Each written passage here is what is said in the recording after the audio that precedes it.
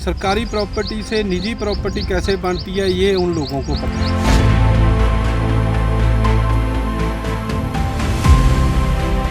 इसको शामलात ज़मीन को इस पे बड़े बड़े प्रोजेक्ट बना देंगे और हम पैसा कमाएंगे खूब, ये इन लोगों की मंशा है। एमएलए साहब हर बात में ये कहते हैं कि इन लोगों ने हमारे हल्का डेरा बसी को खा लिया है, लूट लिया है। ये बिल्कुल बात सही है, मैं उनकी बात से बिल्कुल सहमत हूँ।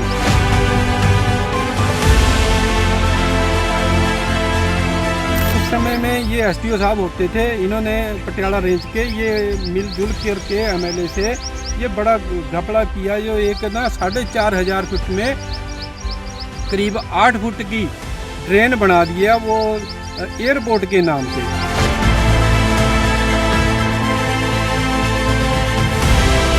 आज पोजीशन वही हुई है, तो वो पानी जो झील का पानी आता है उसका रूट बिल्कुल सीधा जाता है, इन्होंने डाइवर्ट कर दिया है।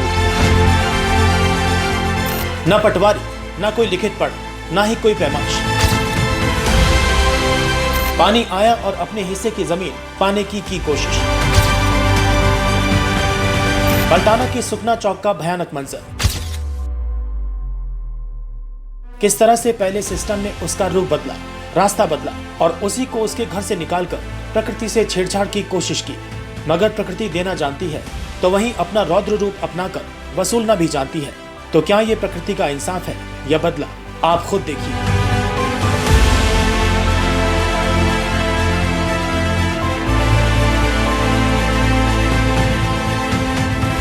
अपने साथ इस वक्त मौजूद हैं बल्टाना शहर के साथ साथ नगर की एक इंच ज़मीन की बारीकियों को समझने वाले और लोगों के हित में शुरू से ही आवाज़ उठाने वाले। शायद अगर इनकी आवाज़ बहुत पुराने समय में सुन ली जाती तो आज बहुत बड़ा हिस्सा ये तबाही होने से बच सकता था। और अगर प्रशासन एक इंसान की बात सुन के कार्रवाई, चाहे वो पूर्व एमएलए हों चाहे वो पूर्व सरकारें हों, अगर उस वक्त हो जाती तो आज ये तबाही का मंजर शायद देखने को ना मिलता। अब आप देखिए सर, ये जो मैं दिखाना चाहूँगी यहाँ पे दर्शकों को, ये जो बन रही है, देखिए यहाँ तक पानी आया है।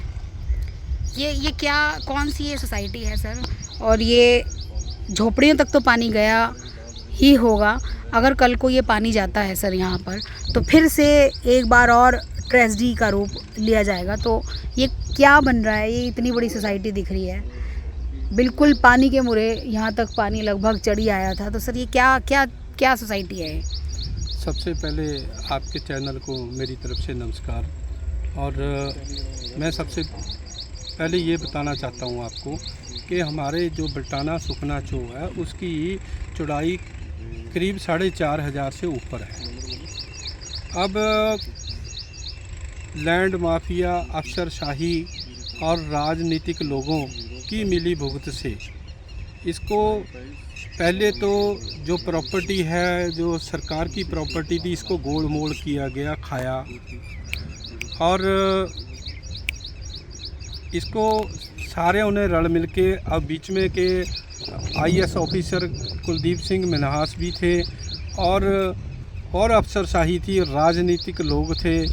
तो गांव के जो होते हैं गणमान्य लोग, अहदेदार होते हैं, वो भी बीच में थे। सब ने मिल के सबसे तो पहले इसको जो शामलात से इसको निजी प्रॉपर्टी बनाया है। अब सरकारी प्रॉपर्टी से निजी प्रॉपर्टी कैसे बनती है ये उन लोगों को पता है। जब बनाया मैंने तो जो पेपर चेक किए उनके मुताबिक ये है कि यहाँ पे इसकी चौड़ाई सुखना चौक की 4,500 फीट से ऊपर है। तो इसकी नोटिफाइड भी हुई है। तो इसके बावजूद भी इन लोगों को ये था कि इसको पानी को सिर्फ 100-150 फीट में निकाल के बाकी को इसको शामलात ज़मीन को इस पे बड़े बड़े प्रोजेक्ट बना देंगे और हम पैसा कमाएंगे खूब, ये इन लोगों की मंशा है। तो जैसे हमारे एमएलए साहब हर बात में ये कहते हैं कि इन लोगों ने हमारे हल्का डेरा बसी को खा लिया है, लूट लिया है। ये बिल्कुल बात सही है, मैं उनकी बात से बिल्कुल सहमत हूँ। ये बात सच है कि एक यहाँ पे मैंने देखा है कि मैंने 2010 में PIL डाली थी मानयोग हाई कोर्ट में, तो उसमें मैंने यही वेरवा दिया था कि ये सुखना चौकी लैंड है, इसको बचाया जाए। सो मानयोग हाई कोर्ट ने हमारी अपील मानते हुए पब्लिक के हित में फ़ैसला दिया कि सबसे पहले तो इसकी डिमार्केशन करनी चाहिए, और दूसरे नंबर पे इसकी जो भी इलीगल कंस्ट्रक्शनें बनी हैं इसके अंदर उनको रिमूव करना चाहिए। और तीसरे नंबर पे ये कहा था कि इसके जो किनारे बनते हैं वो उनको पक्का करना चाहिए। इन्होंने क्या किया, एक किनारा और बना दिया, 100-150 फीट पे और बना दिया। और दूसरे नंबर पे MLA साहब उस समय के और ये चीफ इंजीनियर इस टाइम का दविंदर सिंह है, उसने उस समय में ये SDO साहब होते थे, इन्होंने पटियाला रेंज के ये मिलजुल करके MLA से ये बड़ा घपला किया। जो एक ना 4,500 फुट में करीब 8 फुट की ड्रेन बना दिया वो एयरपोर्ट के नाम पे। वो बताओ भाई, इतना जो एरिया वो बंद क्यों कर दिया। आज पोजीशन वही हुई है कि वो पानी जो झील का पानी आता है उसका रूट बिल्कुल सीधा जाता है, इन्होंने डाइवर्ट कर दिया है उसको। वो बिल्कुल बहुत गलत काम किया है इन्होंने। सो उसके कारण ये पानी सारा गांव की तरफ आ गया, तो जिसमें ये नाला, अब ये देखो ये पानी टूट करके फिर ये सारा अब ये देखो ये इस जगह में ये वो जो प्रोजेक्ट बन रहा उसकी बिल्कुल दीवार के साथ टच था पानी। उधर वो कॉलोनी है, ये कॉलोनी है, ये जीरकपुर के एरिए में पड़ती है, इसकी भी दीवार को पानी का निशान अब भी दिख रहा है। तो ये सारा टच था पानी का। अब ये कॉलोनी है जो अब ये भी अगर पैमाइश करेंगे ये भी इसके सुखना चौक के बीच में आएगी। अच्छा, अगर अफसर इसकी पैमाइश करेंगे तो ये सुखना चौक के बीच में बिल्कुल आएगी जी, ये सुखना चौक के दायरे में आएगी, किनारे पे बन रही है ये। ये देखना चाहिए, कोई देखता ही नहीं। और तो पहले की सरकारों की तो बात अलग थी, अब तो जो मान साहब हैं वो पंचायती ज़मीन के प्रति बड़े सख्त रवैये में अभी उन्होंने काफ़ी बार ऐलान भी किए हैं। तो मान साहब तो मुझे लगता है कि इस तरह की चीज़ों पे ज़रूर हमेशा से तो मैं नहीं कहूँगी, बट अब की जो सरकार है वो तो बहुत सख्त है, चाहे हमारे MLA हैं चाहे हमारे मान साहब हैं। तो आप उनसे कोई एक ऐसी बात कहना चाहेंगे कि जिससे मान साहब को भी डायरेक्ट ये मैसेज पहुँचे कि एक बंदा जो काफ़ी समय से सुखना चौक को बचाने के लिए लड़ रहा है, अब उसकी किस तरीके से खुल के आगे आकर इन सब के चीज़ों को सामने लाया जाए कि ये ट्रेजेडी का बहुत बड़ा कारण ये सुखना चौक का पानी भी क्यों रहा, मतलब क्यों बना ये ट्रेजेडी का कारण। देखो जी, ये है अभी देखो, मैं पिछली सरकारों में मेरे पे बड़े अटैक करने की कोशिश की, पर चलो हम चुप रहे। लेकिन आज मुझे पता कि आम आदमी की सरकार है, मैं इस कर के ही बोल रहा हूँ, सच्चाई बता रहा हूँ। अगर मुझे उम्मीद भी है कि भगवंत मान सरकार इस बात पे ज़रूर गौर करेगी कि ये जो सरकार की ही प्रॉपर्टी है, मेरी कोई प्रॉपर्टी नहीं है, ये कुदरती सोमा है। इसको लोगों ने जिन लोगों ने इसको हड़प किया है उनके पंजे से छड़ा करके इसके 4,500 फुट के किनारे पक्के किए जाएं, ताकि पूरे जीरकपुर का जो इतना, आप ये देखो पूरा जीरकपुर नदी का रूप धारण कर लेता था, तो वो बिल्कुल नहीं होगा। सारा ड्रेन इस सुखना चौक के बीच में छोड़ दिया जाए तो आज पोजीशन कुछ और होती, जिसके कारण ये सारा ही आज जी ऐसी नालायकी के कारण जीरकपुर की जो स्थिति है बहुत गंभीर बनी हुई है, हड़ के सतर पे है।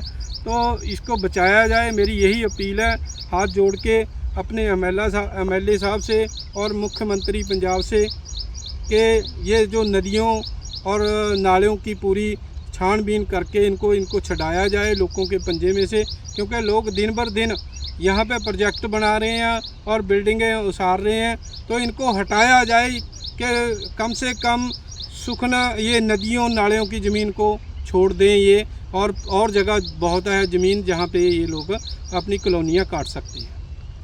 जी, तो आपने देखा कि एक जिस तरह से निस्वार्थ भाव से ये काफ़ी समय से, चाहे वो कोर्ट में इन्होंने एक PIL की हाँ कि इस चीज़ को बचाया जाए पुराने समय से। हाँ जी। तो ये जुझारू किस्म के जो इंसान हैं, अब इन्होंने मान साहब से एक अपील की है और मुझे पूरी उम्मीद है कि जिस तरह के चीज़ें अब हो रही हैं वो, और जिस तरह का रूप, अब भयानक रूप पानी ने लिया है, शायद ये पानी का भयानक रूप इसीलिए हुआ है कि जो सरकार के अंदर जो पहले कुछ हुआ है उसमें बैठे हुए बंदे जो थे, जो ऑफिसर रैंक पे थे, जिनकी मिलीभगत से ही हुआ है, अब वो ज़रूर सोचने मजबूर हुए कि उनसे आखिरकार ये हुआ क्यों, और अगर ये हुआ है तो अब जो सरकार है वो इन चीज़ों को अब दुरुस्त करने के लिए बिल्कुल अपनी कमर भी कस चुकी है और बार बार मान साहब ऐलान करते हैं। तो इसी उम्मीद के साथ कि ये जो पानी आप देख रहे हैं, ये जो पानी अपने रूप में अभी कल कल बह रहा है,